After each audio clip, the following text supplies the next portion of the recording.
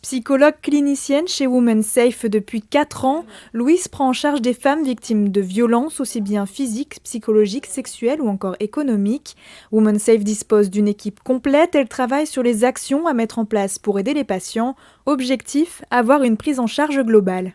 On a des rendez-vous le matin, on a des rendez-vous l'après-midi, et puis à chaque fin de rendez-vous, on fait une prise de notes sur ce qui s'est passé.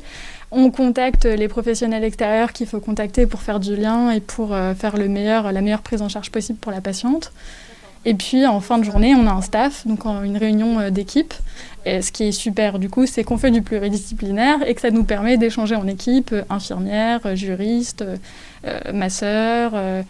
Lors du premier confinement, une hausse de 250% des femmes accueillies a été constatée, conséquence d'une période qui a vu le nombre de violences augmenter.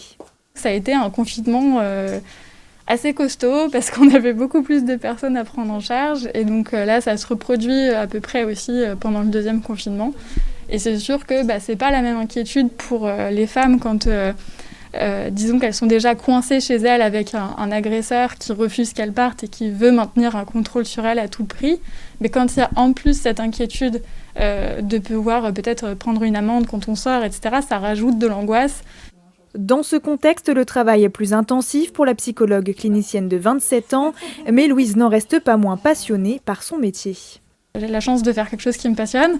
À la fois, c'était pas évident tous les jours quand on multipliait les rendez-vous téléphoniques.